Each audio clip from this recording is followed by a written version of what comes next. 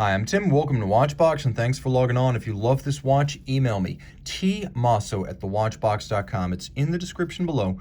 Your purchase and pricing email question line for buying this or any watch you see on any Watchbox platform. Please reach out to me directly with your questions. Email me at tmosso@thewatchbox.com.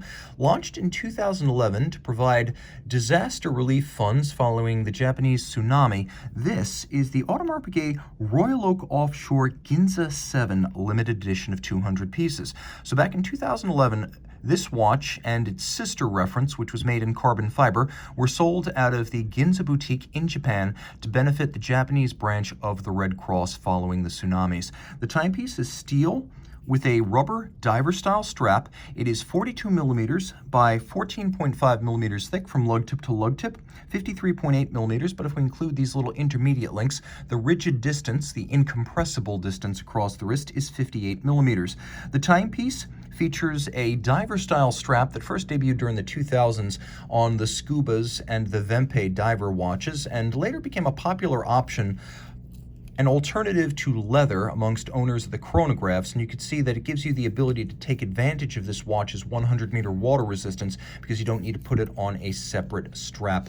Now, popping this open, we'll take a quick look. You can see the polished single swing arm AP logo style steel buckle. Zoom out a little bit. My wrist is 16 centimeters in circumference. You can get an approximate look at this watch. You can see the further I get away from the camera, the better it looks in proportion to the rest of my arm. It's actually not a huge watch. It's thinner than I would have expected, and although it's huge across the wrist, you can see there is a little bit of curvature to the edge of the lugs. They curve down, so while the watch is right up to the edge of my wrist, I can see you wearing this watch on a wrist as small as 15 centimeters circumference, and it would still look pretty good. Now, the timepiece is very solid. The strap is very thick. So you're getting durability and longevity here. Zooming in again, you can see that the metal here is quite intact. These watches don't take well to refinishing. They like to be executed sharply and crisply once at the factory and then worn with discretion and self-control so as not to dent, scratch, or scuff. And you can see that the lugs here are even, symmetrical, voluminous, and sharp. You can even see that the tiny polished hairline bevels on the crown guard structure are still intact.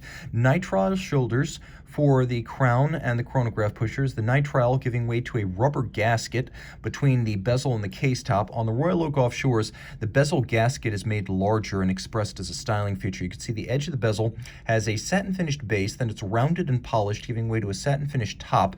And of course, the Royal Oak Offshore, designed by Emmanuel Guet for the 20th anniversary of the original Royal Oak, which was in turn designed by Gerald Genta back in 1972. And we have most of Genta's elements here, but supersized and a little bit more exaggerated. So we have these hexagonal bolts inside the octagonal bezel, the bezel originally designed by Genta to echo a vintage diving helmet. The bolts on a standard Royal Oak are gold. Here they're stainless steel for durability, and they are bolts. That's how the slots are able to maintain alignment around the dial. Getting a little bit closer, you can see the Mega Tapisserie dial. It is a hobnail at center that gives way to a concentric pattern underneath satin-finished metal applique Arabic numerals and a diamond set 7. This is the Ginza 7 edition of 2. Again, 1 in carbon fiber, 1 in steel, disaster relief items, and 7 is of uncertain lineage. The exact origin of this nomenclature is uncertain. My theory is that the Ginza boutique opened in 2007, and I believe that is what's being referenced with the numeral 7 on the dial and in the nomenclature of the watch.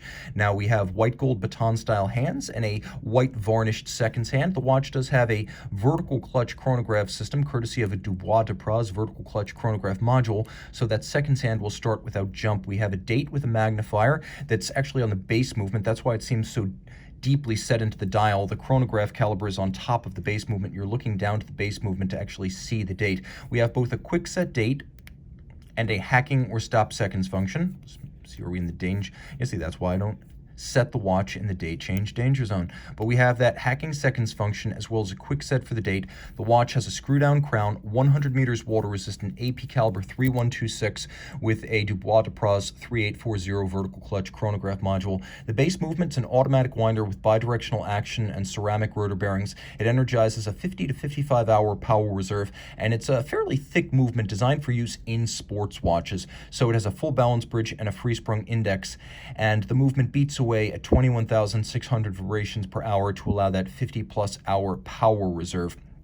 It is a 59 joule movement with 365 parts between the base caliber and the Dubois de Praz module. Reach out to Tim Mosso at thewatchbox.com for purchase and pricing details of this Royal Oak Offshore Ginza 7 200-piece edition.